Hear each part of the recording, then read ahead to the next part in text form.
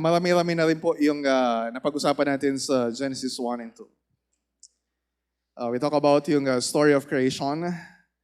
Pinag-usapan natin kung saan nanggaling ang lahat. Pinag-usapan natin yung mundo na ginawa ng Diyos. Pinag-usapan natin yung paglikha ng Diyos sa mga hayop. Pinag-usapan natin yung tungkol sa buhay ng tao. Pinag-usapan natin yung tungkol sa trabaho. Pinag-usapan natin yung hininga ng tao. Pinag-usapan natin yung pahinga. Pinag-usapan natin yung tungkol sa pagkain. And so ngayon, as we end yung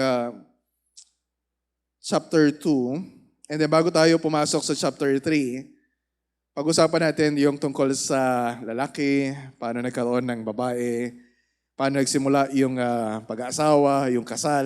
And yung passage na binasa natin ay karaniwang binabasa sa isang wedding ceremony. Pero when we talk about yung mga bagay sa buhay natin, kapag pag-usapan natin yung iba't ibang bahagi ng buhay natin, karaniwan sa atin na tinitingnan natin na sarili natin yung bida.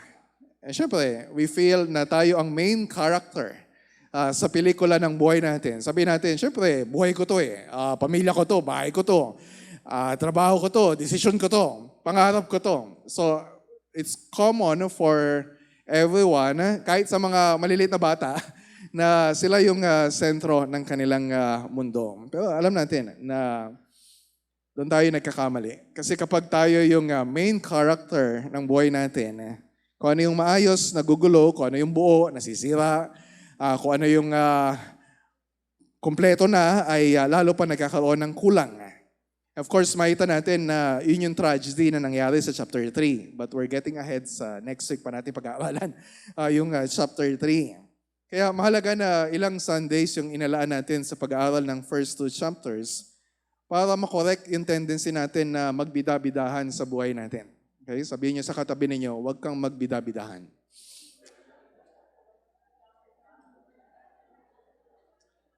So tinuturuan tayo ng salita ng Diyos na ma-realize natin na sa kwentong ito, sa lahat ng nangyayari sa buhay natin, sa lahat ng bahagi ng buhay natin, ang Diyos ang bida.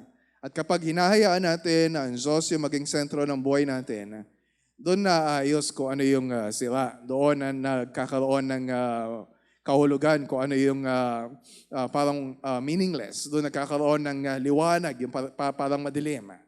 And so, ang Diyos yung nagkakaroon ng, ang Diyos ang nagbibigay sa atin ng kapahingahan at buhay. And yun nakita natin mula pa sa chapter 1. Wala pa tayo sa eksena. Nandun na ang Diyos. Ang Diyos ang makapangyarihan sa lahat na lumikha ng langit at lupa and everything. Yun nakita natin at hindi natin nakikita. Sa pamagitan lang ng kapangyarihan ng kanyang salita, nagkaroon ng hugis, yung walang anyo. Nagkaroon ng laman, yung walang laman, na nakita natin sa Genesis chapter 1, verse 2. And nagkaroon ng liwanag sa kadiliman. Nagkaroon ng buhay noong panahon na wala pang buhay ang tao. And so ang Diyos ay digit na dakila kaysa sa anuman sa kanyang nilikha. And then pagdating natin sa chapter 2, surprisingly, na yung Diyos na to na lumikha ng langit at lupa ay pinakilala sa atin na Yahweh Elohim. Unlike sa chapter 1, Elohim, yung ginagamit na pangalan sa Diyos. Pero sa chapter 2, Yahweh Elohim. Na yung pangalang Yahweh ay nag-i-indicate na yung Diyos na lumikha sa tao ay yung Diyos na in a covenant relationship with His people. Ito yung makapangyarihan Diyos na higit na malayo sa atin, pero sa kanyang pagpapakababa ay inalalapit niya yung sarili niya sa atin. So nakita natin yung personal touch sa paglikha ng Diyos sa tao na mula sa alabok, tapos hiningahan niya, tapos hinugisan niya, and then inilagay niya sa Garden of Eden. And then binigyan niya ng pagkain na kailangan niya, binigyan niya ng trabaho. And then sa text natin, makita natin yung personal touch din ng Diyos sa paglikha sa babae. And so obviously, ang Diyos yung main character dito. Siyempre tayong tao, special character din tayo. Pero hindi tayo yung bida. Kaya ulitin ko we are special characters kasi we are created in the image of God. Pero hindi tayo ang main character. Ang Diyos ang bida, ang Diyos ang director, ang Diyos ang scriptwriter. It's about Him. So, as we continue sa Genesis 2, so yung binasa natin, makita ninyo na ang Diyos pa rin yung gumagawa dito. Di ba sabi sa verse 18, ang Diyos na nagsalita. Pagdating sa verse 19, siya yung gumawa ng mga hayop, tapos siya yung nagdala nito sa lalaki. And then, sa verse 21, ang Diyos ang nagpatulog sa lalaki, ang Diyos ang kumuha sa kanyang tadyang, ang Diyos ang gumawa ng babae, ang Diyos ang nagdala ng babae sa lalaki. Yes, nakita natin sa verse 23 na nag-respond yung lalaki, pero pagdating sa 24 and 25, nakita natin na ito yung disenyo ng Diyos sa human relationships, especially sa pag-aasawa. So obviously, mula chapter 1 hanggang chapter 2, and actually hanggang sa dulo ng Bible sa Revelation, ang Diyos ang bida. Siya yung main actor sa story. Pero sa chapter 3, papasok yung kontrabida. Hindi pala kontrabida, mga kontrabida. Next week pa natin pag-aaralan yan. Pero alam na natin kung ano yung nangyari. Alam natin kung ano yung mangyayari na malaking problema na pag merong kontrabida. Pero dito pa lang sa chapter 2, sa beginning ng text natin sa verse 18, meron ng problema. Pero hindi ito yung problema na dahil sa kasalanan. Kasi sa chapter 3 pa lang, papasok yung kasalanan. So ano yung problema dito? So ang problema natin ngayon ay overpopulation. Gaano na karami yung tao sa buong mundo ngayon? 7 billion? I don't know. 8? 8 billion? So that's a huge problem. So, nung sa verse 18, mayroong problema. Nagkaroon ng census, ano yung population count? Isa lang. Okay? So, madali lang bilangin. So, anong problema dun sa isa lang yung tao? And ano yung plano ng Diyos na gawin dun sa problema na yon? Ano yung ginawa ng Diyos? And ano yung makita natin na implication nito sa atin? Especially in terms of human relationship. So ito po yung kwento na susubaybayan natin. So you have a handout. Makita po ninyo yung babagtasin natin mula step 1 sa story hanggang Acts 6 sa story. Okay, so let's start sa verse 18. So sa simula, may problema na. So again, this is day 6 ng creation. Yung summary nito ay nasa chapter 1. So yung details ay nasa chapter 2. Katulad ng sabi ko kanina, hindi ito problema na dahil sa kasalanan kasi wala pang kasalanan. Pero yung problema, sinabi ng Diyos na hindi mabuti or not good.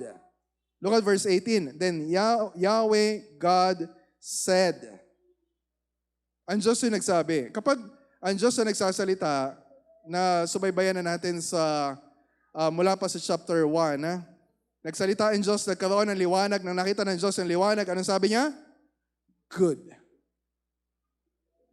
Nagsalita ulit ang Diyos, nagkaroon ng halaman, mga puno, at nang makita niya yung nilikha niya, anong sabi niya? Good. Nagsalita ulit ang Diyos, nagkaroon ng araw, mga buwan, mga bituin, at nang makita ng Diyos yung mga nilikha niya, anong sabi niya? Good. Nagsalita ulit ang Diyos, nagkaroon ng mga isda, iba't ibang nilalang sa dagat, at nang makita niya yung ginawa niya, anong sabi niya? Hindi pa ninyong kabisado kung ano yung sinasabi niya. Ano sabi? Good. Nagsalita ulit ang Diyos, nagkaroon ng mga hayop sa ibabaw ng lupa, at nang makita niya yung ginawa niya, ang sabi ng Diyos? Good. And then, nagsalita ang Diyos, nagkaroon ng tao, lalaki at babae, sabi sa verse 31, and sabi niya sa dulo, very good. Pero dito sa chapter 2, pinakita sa atin na hindi sabay na nilikha yung lalaki at babae. Ang nauna ay yung lalaki. At paggawa ng Diyos sa lalaki, ang sabi ng Diyos, it is not good. So hindi dahil napangitan siya sa ginawa niya o kaya merong defect yung kanyang ginawa. At ulitin ko nga ito para second revision. No, lahat ng ginagawa ng Diyos ay good, beautiful, and perfect. So bakit sinabi ng Diyos na it is not good? Hindi pa kasi tapos. Ano sabi doon? It is not good for the man to be alone. Ang hindi mabuti ay yung lalaki, yung tao, nag-iisang tao ay mag-isa lang siya. Hindi mabuti yung pagiging alone, sabi ng Diyos, o nag-iisa. Wala siyang kasama, walang kausap, walang katuwang, merong kulang. Pero wala ba talaga siyang kasama? Meron. Wala ba talaga siyang kausap? Meron. Nakakausap niya ang Diyos. So, hindi talaga siya mag-isa dahil may kasama siya. Pero bakit sinabi ng Diyos na hindi yun mabuti? So, balikan natin yung paglikha sa tao sa Genesis 1, 26-28. Di ba ang tao nilikha sa larawan ng Diyos? And later on sa revelation ni God, malalaman natin ang Diyos ay isang Diyos tapos tatlong persona. How can one man reflect yung reality ng relationship na meron sa Trinity kapag siya ay mag-isa? Tapos binigyan ng Diyos ang tao ng trabaho na pamahalaan yung lahat sa kanya nilikha. Tapos to reflect His image. And so sinabi ng Diyos na ito ay hindi maganda kasi hindi may lalarawan ng Diyos, ng tao ang Diyos na mag-isa. Hindi niya magagawa na pamahalaan ang lahat ng nilikha ng Diyos na mag-isa. Hindi niya mapupuno ang buong mundo ng mga images of God kapag mag-isa lang siya. He cannot be self-reproducing. And so, may trabaho din na binigay ang Diyos kay Adan sa Garden of Eden na pangalagaan niyang bantayan yon. At yung trabaho na yon ay kailangan niya ng makakatulong. So kung sinabi ng Diyos, nakita natin dito sa unang yugto ng kwento natin, kung sinabi ng Diyos na hindi mabuti sa tao ang mabuhay ng mag-isa. Kung sinabi niya na hindi mabuti sa tao ang mabuhay ng mag-isa, huwag mong sasabihin na okay lang ako na nag-iisa. Yes, may mga introverts na kagaya ko na may mga times na I prefer to be alone. Na walang tao na ganito karami. And may mga panahon na we need yung time na tayo ay nag-isa. Pero sinasabi dito sa story na hindi makakabuti kapag magtatagal yung panahon na tayo ay mag-isa. Wala sa atin ang mabubuhay ng ayon sa layunin ng Diyos na mag-isa. We cannot reflect the image of God na mag-isa. We cannot reproduce the image of God na mag-isa. We cannot rule over God's creation na mag-isa. Hindi pwedeng solo sa buhay ng tao. And so, kung yung iba sa inyo, maybe nararamdaman ninyo, may mga times na nag-iisa kayo, you feel alone. Hindi naman tama na tayo yung gagawa ng sarili nating paraan. Hindi naman tama na yung plano natin na masusunod to solve yung feeling natin of aloneness. Para punan kung ano yung nararamdaman natin na kulang sa atin. Eh yun nagiging dahilan kaya ibang tao ay pumapasok sa maling relasyon. Iba ay nakikipagrelasyon sa mga unbelievers kahit na sinabi ng Diyos na hindi dapat. Iba ay nakikipagrelasyon sa hindi naman niya asawa or sa pornography. And so, makita natin sa susunod na part ng story na hayaan natin yung plano ng Diyos ang mangyari. So, anong plano ng Diyos? Ayun sabi niya. Sa verse 18 pa rin tayo, second half. Anong sabi niya? It's not good for a man to be alone. And then, sabi niya, I will make him a helper fit for him. So, sinabi ito ng Diyos, most likely sa sarili niya, as a form of divine self-deliberation. Pwede rin naririnig ni Adan. Pero unlike yung verse 16 and 17 na sinabi niya directly kay Adan, pero ito ay sinabi ng Diyos sa sarili niya. And nakita na natin na kapag merong without form and void, sa Genesis 1 and 2, ang Diyos ang gagawa ng paraan para ayusin. Para punan kung ano yung kulang. And ganun din ang gagawin dito ng Diyos. Kaya sabi ng Diyos, I will make him a helper fit for him. Kapag narinig natin yung word na helper, katulong, di ba parang negative yung pumapasok sa isip natin. O kaya para yun ay isang mababang uri ng nilalang. Katulong ka lang. helper ka lang. Kaya as much as possible, iniiwasan na yung ganong language. Pero itong helper na nakalagay sa scripture ay galing sa salitang Hebrew na Ezer. So alam na ninyo kung saan ang galing yung pangalan ni Ezer. Katulong. So galing sa word na Ezer, na ibig sabihin siya yung kailangan para matugunan kung ano yung pangangailangan. Para magawa kung ano yung kailangan tapusin, para mapunan kung ano yung kulang. Sa salin dito ng ang Biblia katuwang o sa MBB, makakasama at makakatulong. Huwag nating iisipin na mababang uri ang pagiging katulong. Dahil sa scripture, yung word na Ezer, helper, ay ginagamit mismo sa Diyos. Psalm 54 verse 4, Behold, God is my Ezer, helper. Psalm 118 verse 7, The Lord Yahweh is on my side as my Ezer, helper. Pero dito sa Genesis, ang sabi ng Diyos, hindi niya sinabi na it's not good for a man to be alone. I will be a helper sa kanya. Hindi yun sabi ng Diyos. Ang sabi ng Diyos, gagawa ako ng helper fit for him. And so yung binanggit din ito sa verse 20, and then yung alternative translation dito, kung makita niyo sa footnote sa ESV, corresponding to, a helper corresponding to. Or sa salin ng Legacy Standard Bible, suitable for, a helper suitable for. Sa Hebrew, Ezer Kenegdo. A helper suitable for him. So parang jigsaw puzzle na kapag bumubuo ka ng mga pieces ng jigsaw puzzle, malalaman mo kung ano yung fit. Hindi mo pwedeng persahin kung ano yung hindi fit na pieces of the puzzle. O kaya, kapag magsasaksak ka ng plug ng electrical appliance sa socket, kailangan sakto. Kung yon ay ganito, dapat dalawa din yung butas. Kung tatlo yung butas, dapat tatlo din yung butas. And so parang ganon. So yung Ezer Kenegdo na kailangan ng lalaki ay hindi ang Diyos, kundi isang tao rin na katulad niya. Pero hindi pwedeng katulad niya. Dapat may pagkakaiba sa kanya to be fit for him. So hindi ang Diyos ang Ezer Kenegdo.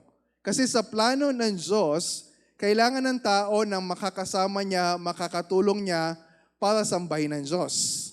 Para i-enjoy yung relationship sa Diyos. Para pagsaluhan yung mga blessings na galing sa Diyos.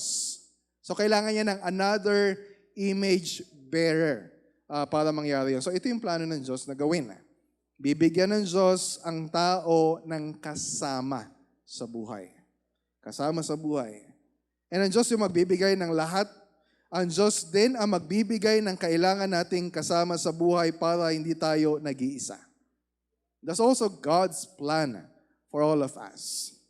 So yung tanong sa atin, kung yun yung plano ng Diyos, will you trust God's plan? O ipipilit mong ipasok yung hindi naman dapat ipasok? Alam natin mangyayari na tragedy kapag pinilit natin yung sarili nating gusto. Mangyayari yan sa chapter 3. Pero alam na natin yung mangyayari by experience. Matigas kasi ang ulo ng tao. And so kung may kulang sa buhay natin, syempre, maghanap tayo ng paraan para mapunan yon. Nararamdaman natin. It's not good kapag mag-isa. But we have to trust yung plano ng Diyos dahil yon yung mabuti. Yun yung pinakamabuti para sa atin. So sa plano pa rin ng Diyos, ang Diyos ang gagawa ng paraan para ipakita o iparamdam sa tao kung ano yung kailangan natin. Gustong iparamdam ng Diyos sa atin na walang anumang bagay sa nilikha ng Diyos ang sasapat na maging Ezer Kenegdo para sa tao. Ang Diyos yung magpo-provide nung kailangan natin. Ipaparamdam ng Diyos na yung makakasama natin sa buhay, yung helper suitable for us, ay hindi natin matatagpuan sa mga bagay sa mundong ito. Ang Diyos din yung gagawa ng paraan for us to feel yung need na yon. Sabi sa verse 19. Kaya, mula sa lupa ay lumikha ang Panginoong Yahweh ng mga hayop sa parang at mga ibon sa himpapawid. Dinala niya ang mga ito sa tao upang ipaubaya rito ang pagbibigay ng pangalan sa mga iyon. Kung ano ang kanyang tinawag, iyon ang naging pangalan ng mga ito.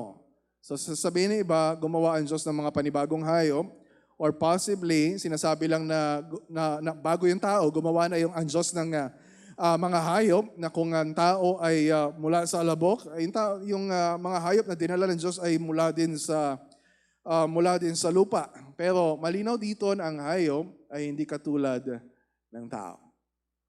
Wag na wag mong hahayaan na sabihan ka na ibang tao na hayop ka o mukha kang hayop. Ang hayop ay hindi katulad ng ibang tao. Ibinigay ng Diyos ang mga hayop para ano? Para pamahalaan, to have dominion. Di ba sabi sa Genesis 1:28? Nilikha ng Diyos ang hayop hindi para maging kasama sa buhay ng tao. Alam ko, iba sa inyo may mga alagang hayop at mahal na mahal ninyo yung hayop ninyo, ang hayop ninyo. O, tama naman. Tama naman yung sinabi ko, di ba? Mahal na mahal ninyo yung alaga ninyo, pinapangalanan ninyo, tapos binibihisan pa ninyo, tapos iba tinatawag pang fur baby. Ang hayop ay hindi binigay ng Diyos para kasama sa buhay, hindi para maging kaibigan, hindi para maging anak ng mga walang anak. Kaya sabi ng Diyos sa tao, pangalanan mo ang mga ito. Iyon ang ginawa ni Adan sa verse 20. Ang tao nga ang nagbigay ng pangalan sa lahat ng ibon sa himpapawid at hayop sa parang. Kapag pinapangalanan mo yung hayop, ibig sabihin, you're exercising authority over that. Hindi lang authority, but ownership. Hindi mo naman pinapangalanan yung alaga ng kapitbahay mo o kaya yung anak ng kapitbahay mo. So, ang pinapangalanan mo ay yung sayo. So, mayroong sense of authority, mayroong din sense of ownership. Pero, bakit ito ginawa ng Diyos? Dahil ba naghahanap ang Diyos ng, ano kaya yung helper fit for Him? Ito kayang mga hayop? Of course, God is all-knowing. Alam niya kung ano yung kailangan ng tao. Hindi siya nagta-trial and error. Subukan ko nga kung yung aso, yung bagay sa kanya. Subukan ko nga kung yung rhinoceros, yung bagay sa kanya. Subukan ko nga kung yung elepante, yung bagay sa kanya. Alam ng Diyos exactly what we need. Pero alam ba ni Adan kung ano exactly yung kailangan niya? So na-realize niya, sabi sa dulo ng verse 20, ngunit wala ni isa man sa mga ito ang nababagay na makasama at makatulong niya. Wala sa mga hayop, wala sa anuman sa nilikha ng Diyos. At that time, yung Ezer Kenegdo para kay Adan. Hindi yung anumang hayop. Kahit na mamahalin yung alaga ninyong hayop, kahit na rare breed yung alaga ninyong hayop, that's not Ezer Kenegdo para kay Adan. So, matututunan natin dito sa verse 19 and verse 20, na hindi matatagpuan ng tao ang kasamang kailangan niya sa mga bagay sa mundong ito. And all of us, without exception, we are longing for genuine, intimate relationships. Lahat po sa atin ay naghahanap ng makakasama natin sa buhay. Wala sa atin ang masisiyahan na tayo ay mag-isa. Kailangan natin ng makakatulong sa araw-araw sa pamumuhay natin. And huwag natin gagawing trial and error. Yung paghahanap ng ganong relationships. Siya na kaya? Eto na kaya? Subukan ko. Wala nang masama. Subukan ko. Pagka hindi ko nagustuhan, papalitan ko. This is not trial and error. Dapat matuto tayo na magtiwala sa provision ng Diyos. Ano yung gusto ng Diyos? Ano yung plano ng Diyos? Ano yung kalooban ng Diyos? At kailangan matuto tayo na mag-intay kung sino yung bibigay sa atin ng Panginoon.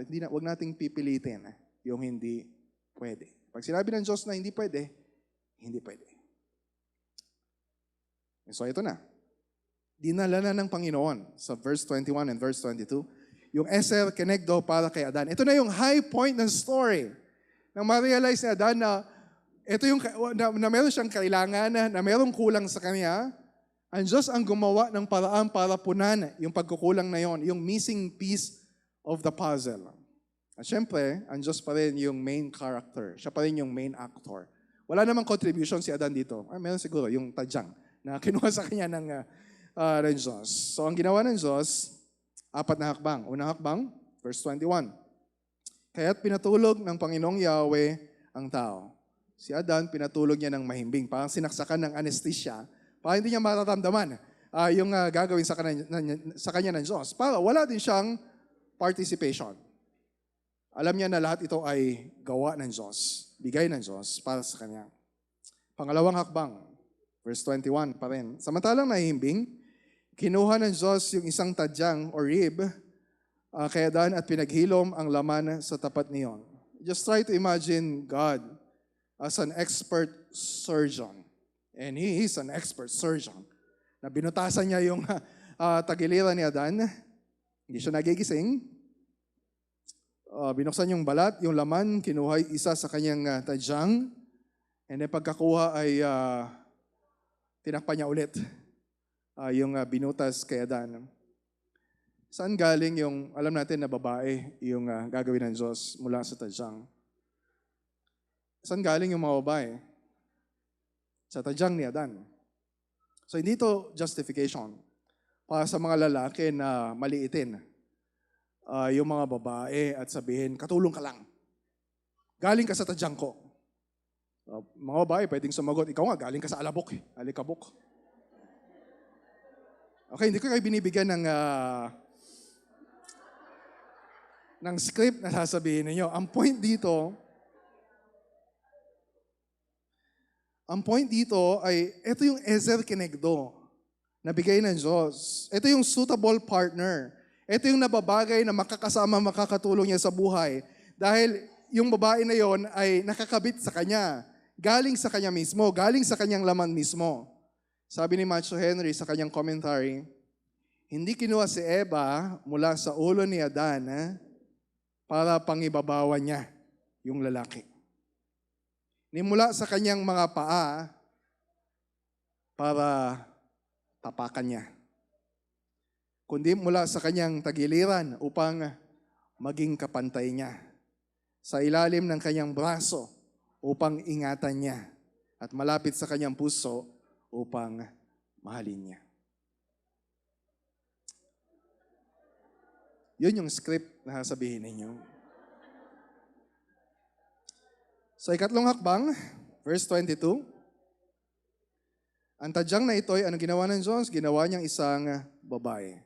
So yung babae, tulad ng lalaki, hindi ginawa ng Diyos out of nothing, but out of something. Yes, yung isa ay mula sa alabok, yung isa ay mula sa tadyang. Pero yung finished product, yung mahalaga.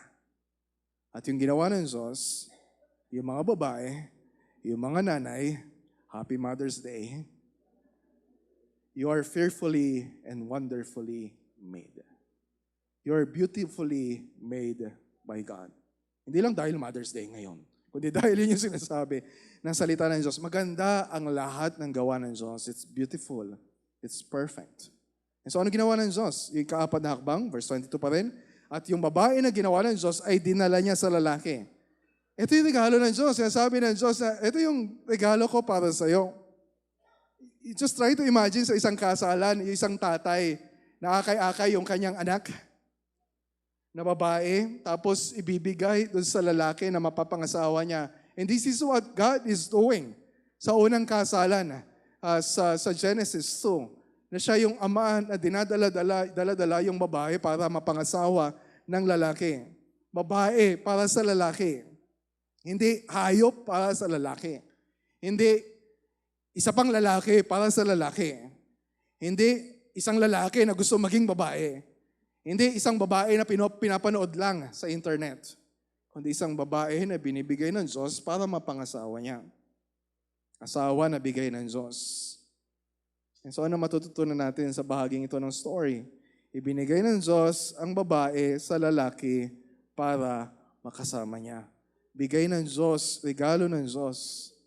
So dapat natin ituring yung pag-aasawa, yung asawa na bigay sa atin ng Diyos na isang regalo galing sa Diyos. Hindi sumpa, hindi parusa na galing sa Diyos. And of course, yung iba na ito, wala pang asawa. Yung iba sa inyo, wala nang asawa. Yung iba sa inyo, salbahe ang asawa.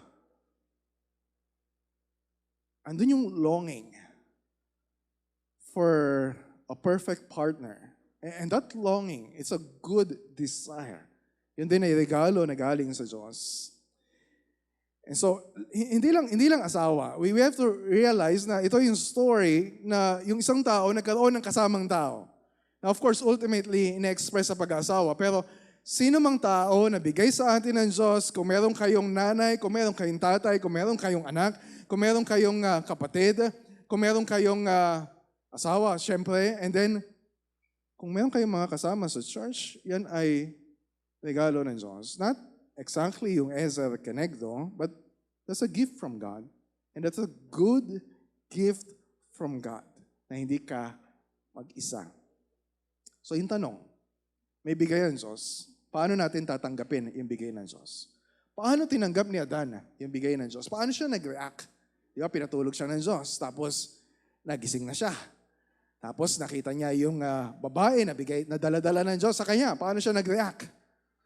Sabi ba niya, ang pangit naman.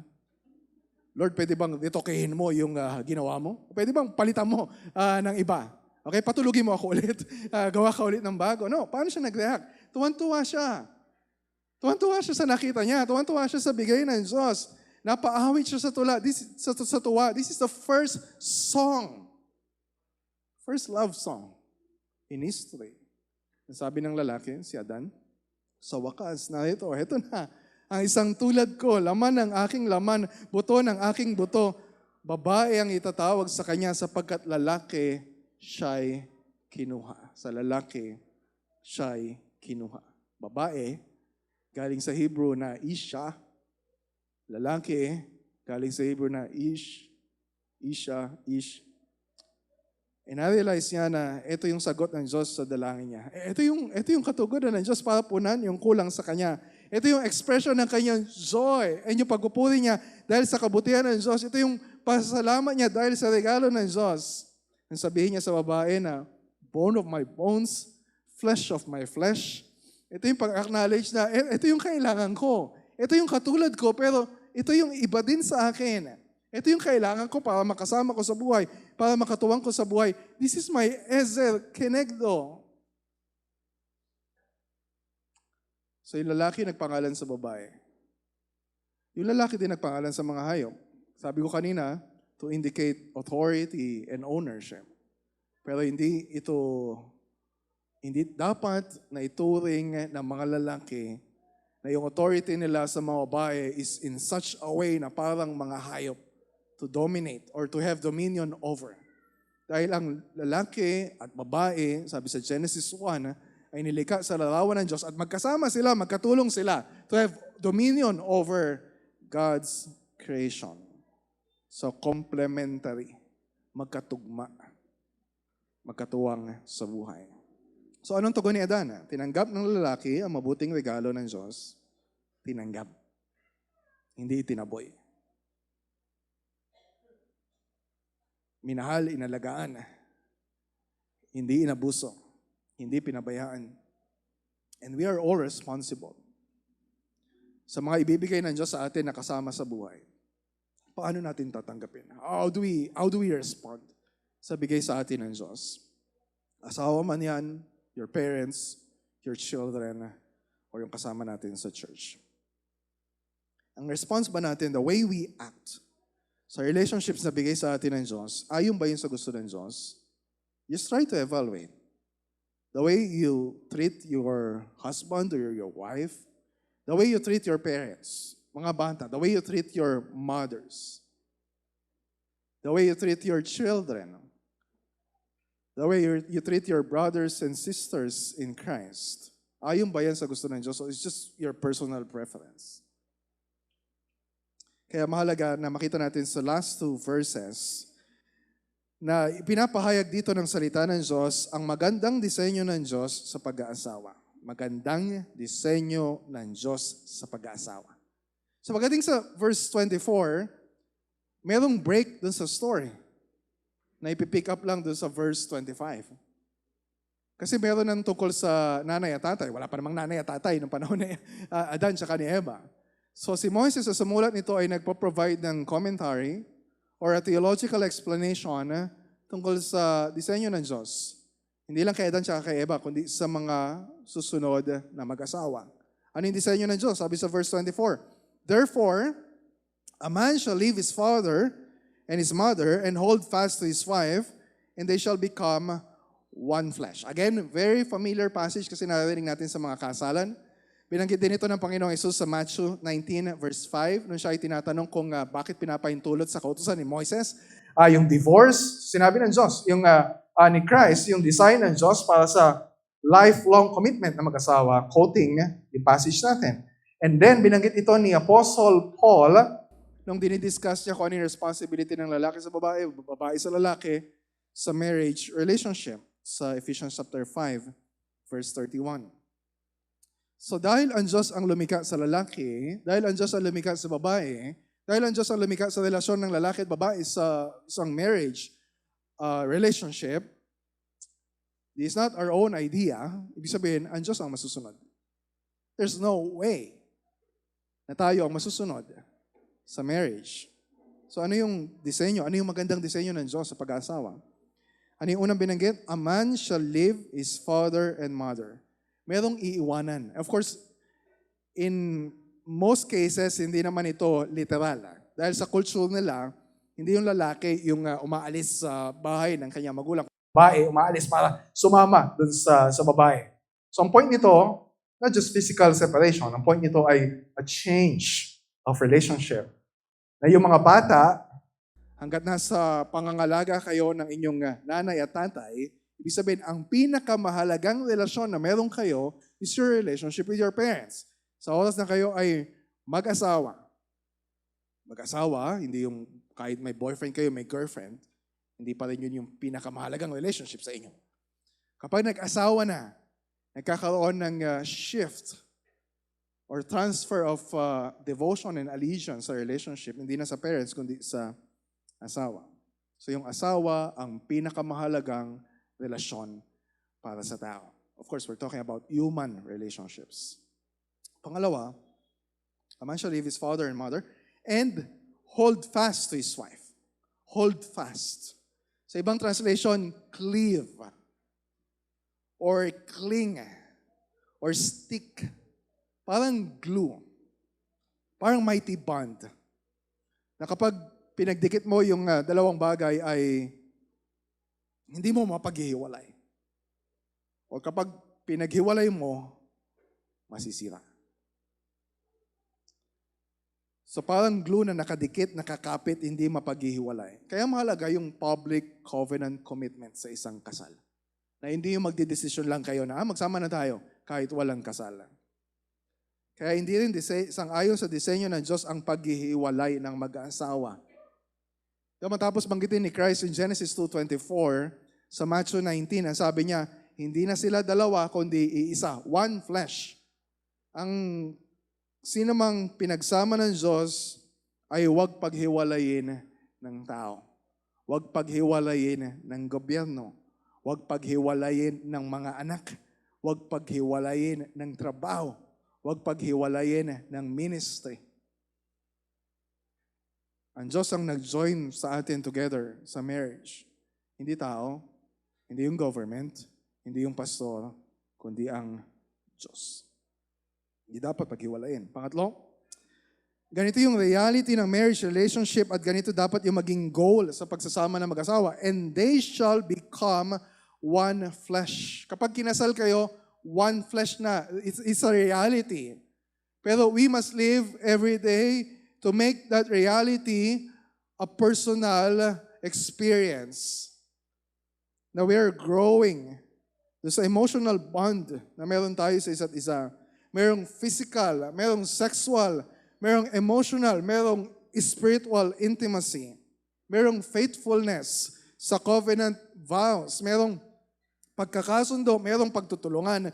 Merong partnership sa buhay, merong partnership sa ministry. Kahit anong pagsubok ipagdaanan ng mag-asawa, hindi tayo bibitaw sa isa't isa. Hindi tayo magsisisihan. Kapag may kasalanan, patatawarin, magkakasundo, there will be repentance and forgiveness. So habang tumatagal yung relasyon natin sa ating asawa, are we growing in that one flesh intimacy? Or napapansin ninyo na you are drifting apart emotionally? That's not God's design sa mag-asawa. And so ito yung kalagayan ng unang mag-asawa. And paano nag-end in chapter 2? Nag-end in chapter 2 by painting a very beautiful picture ng relationship ng unang mag-asawa. Na kung babasahin natin, dahil na-condition yung mind natin ng mga kalaswaan, ng mga kabastusan, we don't see this as a beautiful picture. For sabi sa verse 25, sabi sa Pinoy version, parehong hubad yung lalaki at babae, pero hindi sila nahihiya. No problem. Wala pa silang damit noon. Sa chapter 3, magkakaroon na sila ng damit dahil sa kahihiyan. Pero at this time, walang problema. And tayo, tinatakpan natin. May mga damit tayo. Hindi lang to impress other people sa style ng damit natin, but to cover yung mga parts of our bodies na mga masiselan na ayaw nating makita ng iba. At nakakahiya na makita ng iba. Iskandaloso na makita ng iba. Pero sa mag-asawa, at sa panahon ni Adan and Eva during that time, and sa mag-asawa, di ba, ina-express natin yung ganitong relationship, na hindi tayo nahihiya kahit hubad sa isa't isa, yung mag-asawa. Only for married couples. Yung ganitong nakedness without shame. Hindi ito para sa walang asawa. Hindi ito para sa karelasyon na hindi asawa. Hindi ito para sa kapwa lalaki. Hindi ito para sa kapwa babae. So ang ganda ng design ng Diyos. He also set boundaries doon sa design na yon. So wag tayong lalagpas doon sa bakod na inilagay ng Diyos and think na makukuha natin yung kasiyahan na hinahangad natin sa human relationships. Makakabuti sa atin if we will stay inside doon sa boundary ng Garden of Eden na inilagay ng Diyos. So, that's verse 18 hanggang verse 25. Paano nag-start yung story natin? Not good. Paano nag-end yung story natin? It's very good. So sabi sa Genesis 1:31, nakita ng Diyos lahat ng nilikha niya, kasama na yung babae doon, at sabi ng Diyos, it is very good. Mula sa pag-iisa ni Adan, meron na siyang kasama, meron na siyang Ezer Kenegdo. And ano tinuturo sa atin ng Diyos in terms of human relationship? Na yung relasyon natin sa ibang tao, especially yung asawa na bigay sa atin ng Diyos ay regalo na galing sa Diyos para punan kung ano yung kulang, kung ano yung kailangan natin para magkaroon tayo ng makakasama at makakatulong sa pagtupad ng layunin ng Diyos sa buhay natin. So nakita natin sa Genesis 1 and 2. Nakita natin sa buhay ng unang mag-asawa sa Garden of Eden. Napakaganda na lahat ng ginagawa ng Diyos, it's beautiful, it's good, it's very good, it's perfect. And nandun yung longing sa atin. Kasi alam natin, that's not our life now. Paano tayo magkakaroon ng transformation sa buhay natin in such a way na ma-experience natin, ito yung buhay, ito yung relasyon na gusto ng Diyos sa tao, yung buo yung relasyon natin sa Diyos, buo yung relasyon natin sa ibang tao, at buo yung relasyon natin sa ibang nilikha ng Diyos sa mundo. Paano mangyayari yun? So yung unang bagay is for us to realize kung gaano kalaki ang kaibahan ng buhay. Tayo ngayon ay nasa labas ng Eden. Dahil sa nangyari sa chapter 3. We have to realize, we have to feel yung need for us to go back doon sa Garden of Eden. Ano yung malaking kaibahan? Malaki, napakalaki. Na yung kahubaran ngayon ay meron ng kahihiyan. Malaking kahihiyan. Meron ng shame. Meron ng lustful desires. Meron ng kabastusan.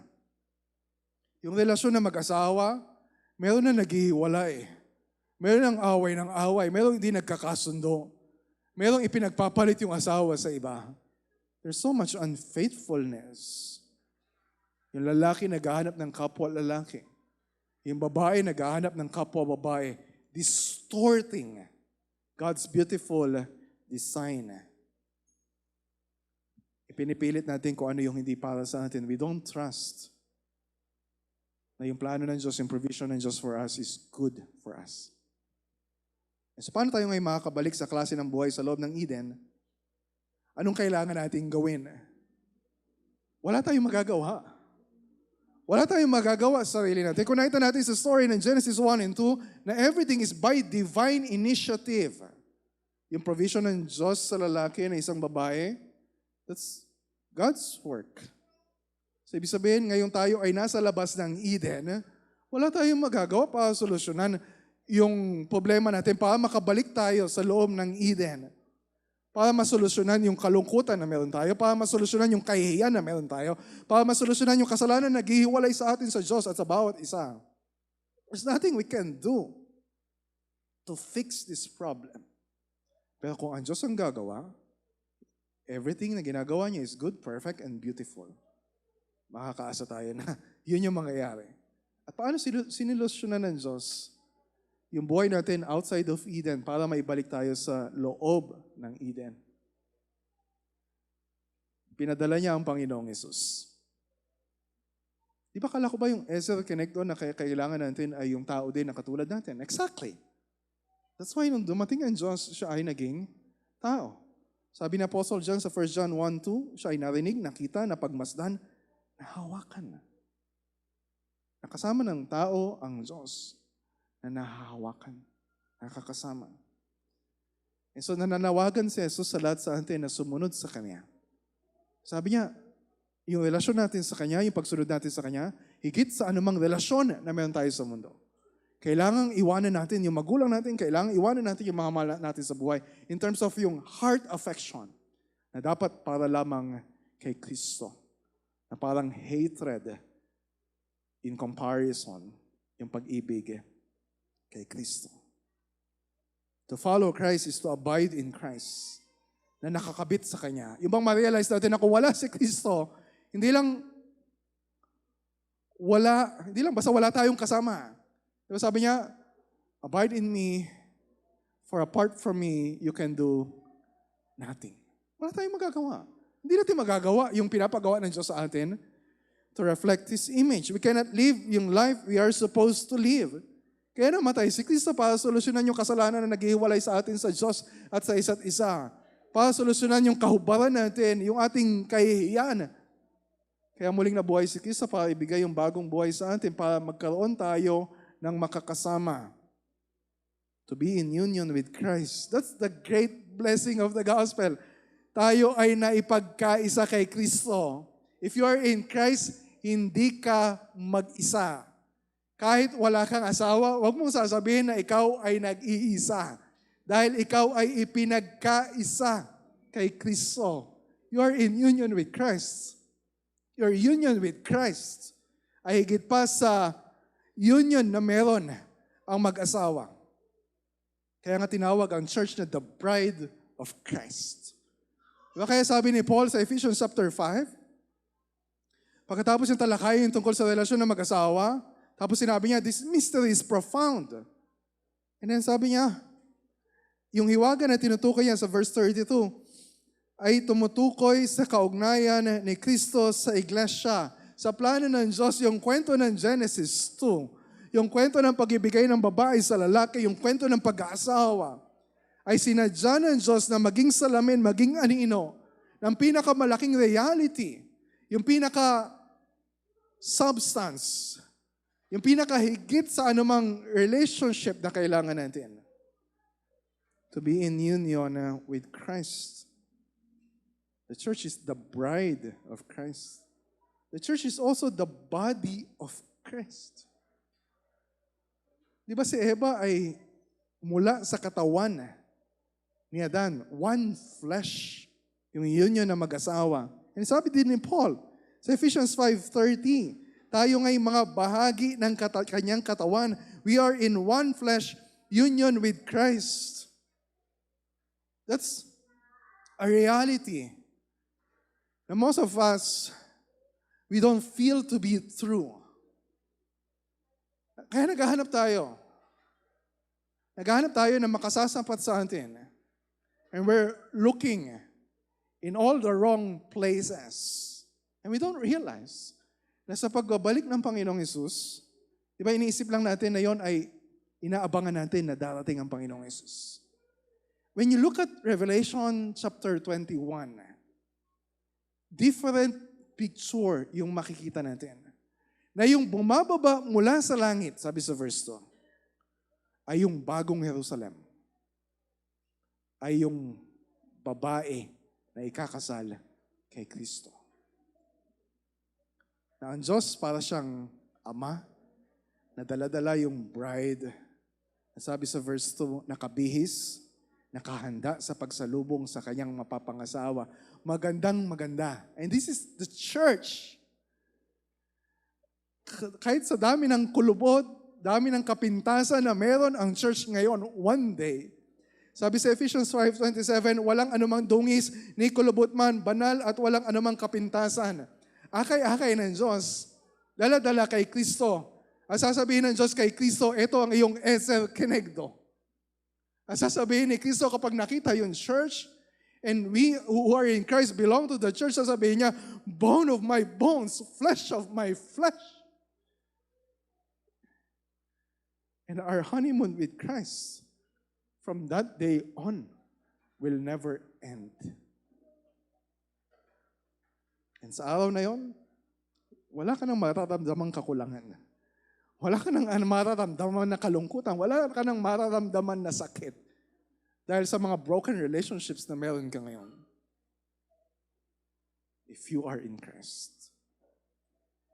So paano tayo ngayon dapat mamuhay? In light of that stupendous reality na mangyayari sa pagbabalik ni Kristo, how should we then live? Number one, make sure you are in Christ. Make sure you are in Christ. Yung pinakamahalagang tanong na dapat mong tanungin sa Genesis 2 ay hindi, sino kaya yung God's will sa akin para mapangasawa ko? Sino kaya yung ibibigay sa akin ng Diyos para mapangasawa? O itatanong nyo sa bawat isa, kailan ka ba mag-aasawa? That's not the most important question. Now we can ask other people. Hindi yung, kailan kaya maayos yung marriage namin? Kailan kaya aayusin ng Diyos yung asawa ko? The most important question we can ask ourselves, we can ask each other, are you in Christ? Yes, gusto ko na mag-asawa ka. Gusto ko na maging masaya yung relasyon ninyo mag-asawa. But most especially, my prayer, my desire is for you to be in Christ. So that's why we have Following Jesus class. Every Sunday sa equipping class. Kasi gusto namin matulungan kayo. Paano sumunod kay Kristo? Paano magkaroon ng ganitong relasyon kay Kristo? And so talk to our elders, sa amin, sa mga members ng church, if you want to follow Christ with us. And then, make sure you are in the church. Member ka. Kasali ka. Nakikibahagi ka. Just look around. Ito yung mga ibinigay ng Diyos na kasama sa'yo para hindi mo maramdaman na nag-iisa ka. If you're a member ng church, hindi ka nag-iisa. Huwag mo naisipin na you can continue to be, you can follow Christ, na solo ka lang, na nag-iisa ka lang. You need the church. The church is not perfect, but the church is the body of Christ. The church is the bride of Christ, and you belong to that body. Ito yung bigay ng Diyos. You say you're a Christian. Tatanggapin mo ba kung ano yung bigay ng Diyos? So narito kami para tulungan ka. That's why we have membership classes. Sasamahan ka namin. And then lastly, make sure you are devoted to Christ and His work. Some of you are single. And then you're wondering, di ba sabi ng Diyos sa verse 18, it's not good for a man to be alone? Ang sinasabi ng Diyos sa atin ngayon ay hindi, it is not good if you are single. Sabi ni Apostle Paul, 1 Corinthians 7:8, yes, it's a good desire na mag-asawa. Hindi ko sinasabi na huwag na kayo mag-asawa, yung mga singles. It's a good desire. Galing sa Diyos yun. Pero don't let your heart be consumed by that desire na parang yun na yung pinakalayo mo sa buhay. 1 Corinthians 7:8, para sa mga walang asawa, At sa mga byuda, mabuting gayahin niyo ako at magstay kayo as single. Ano sabi ni Paul? Mabuti ba yung pag-aasawa? Yes. Mabuti ba yung pagiging single? Yes. At yung pinakamabuti sa lahat, sabi niya sa verse 35, ang gusto ko lang, gawin niyo kung ano ang tama at dapat, ibigay niyo ng buong buo ang mga sarili niyo sa pagsaserve sa Panginoon. Be fully devoted to Christ. Na may asawa ka man o wala, hindi yun yung pinaka-issue. Ano man yung kalagayan natin sa buhay, ay magtulong-tulong tayo to be fruitful and multiply. Yun yung Great Commission, go and make disciples of all nations. Siyempre kapag may asawa ka, may anak ka, gagawin mo lahat para palakin yung anak mo para makakilala siya sa Panginoon. If you're a member ng church, gagawin natin ang lahat para matulungan yung bawat isa na sumunod sa Panginoong Jesucristo. And then we will go outside sa mga unbelievers. We will share the gospel sa kanila. We will go to the nations. Gusto mo bang maramdaman na kasama mo si Kristo? Go and make disciples of all nations. Kasi sabi niya sa verse 20, tandaan ninyo, ito yung promise niya, makakasama ninyo ako hanggang sa katapusan ng panahon. So kung ikaw ay na kay Kristo, may asawa ka man o wala, hindi ka nag-iisa. You are not alone. You are never alone if you are in Christ. Let's pray.